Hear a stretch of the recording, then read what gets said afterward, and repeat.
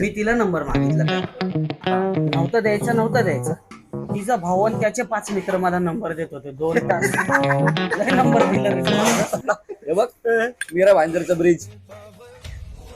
ओ भाई साहब, कौन बनाया है मुजस्सिमा?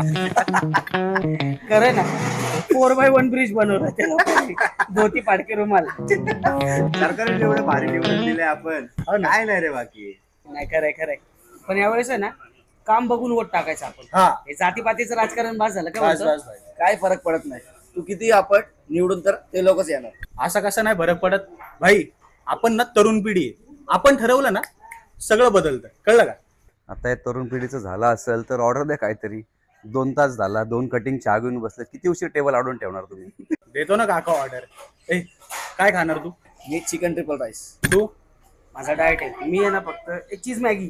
तू रे? मी इथं मस्त एक पेपरॉनी पिझ्झा विथ एक्स्ट्रा टॉपिंग्स आणि एक्स्ट्रा मोझरेला चीज आहे. हा तर काका हे 2 4 रिपीट करा आणि दोघांमध्ये 4 करा.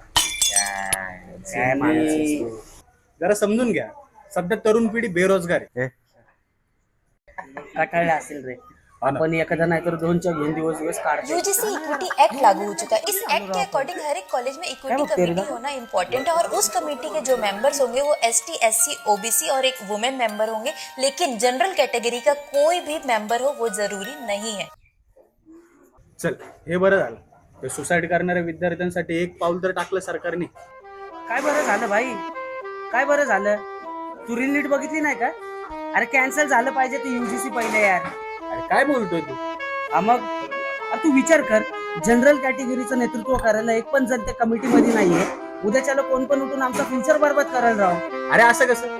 तेवढंच काम आहेत का आम्हाला? डिस्क्रिमिनेशन होईल तेव्हाच तर कम्प्लीट होईल ना. अरे पण इथं आपलं तुटलं कुठं आलं भाई? आपण सगळे मित्र आहेत, आपल्यात का भांडणं? अरे जर पण एखाद्याला पर्सनल काटा काढायचाच असेल तर तो खोटं कंप्लेंट करणार नाही कशावरून? अरे कंप्लेंट जरी केली तरी पुरावा नसेल तर शिक्षा होणारच नाही ना. आणि कर नाही तर डर काय तू? आणि तसं पण ना तुमच्या डोळ्यातच खुपतो आहे. आम्ही पुढे चाललो ना तुम्हाला बघवत नाही. कुणाच्या डोळ्यात खुपताय? आम्हाला बघवत नाही. मग अरे तुम्ही आमच्या लोकांच्या हक्क मारून पुढे चालले. थांब जरा, फुकटच्या सवलती भोगायची सवय लागली. पुढे चालले आमच्या हक्क मारून.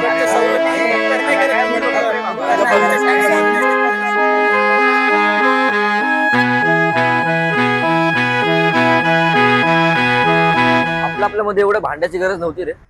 तो बोलता बोलता किती पुढे निघून गेला ते बघितलं तू? कब तक काले कानून का घोड़ा सवर्णों पर चढ़ाओगे? यूजीसी लाकर गधों को घोड़ा बनाओगे? तुम्हारे नस्लों की नस्लें टूटकर बिखर जाएंगी.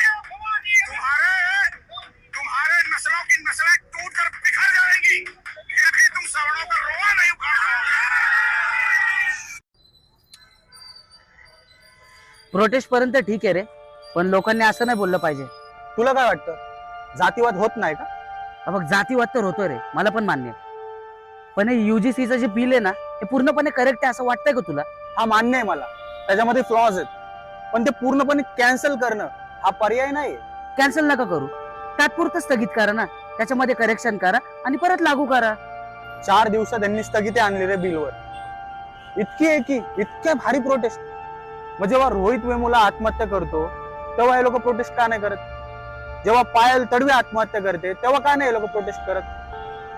जेव्हा एखाद्या दलिताच्या तोंडावरती मुतलं जातं तेव्हा कुठे जातात हे लोक? 4 दिवसात त्यांनी बिलावर स्थगिती आणली कशी रे? तुला आठवतं तो फार्मर प्रोटेस्ट? हो, त्याच्यामध्ये किती लोक मेली, किती लोकांवर बळप्रयोग झाला, पण स्थगिती यायला किती वेळ लागला.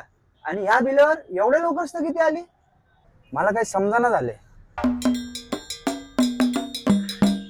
विद्यार्थ्यांमधली एकी फोडण्याचं काम चाललंय आता. कारण जर हेच शिकलेले विद्यार्थी न भरकटता प्रश्न विचारायला लागले ना तर यांना खूप जड जाणार आहे. ते माहिती आहे त्यांना. मग आता हा प्रॉब्लेम सॉल्व्ह कसा करायचा? चर्चा करून मत मांडून दोन्ही बाजू समजून घेऊ.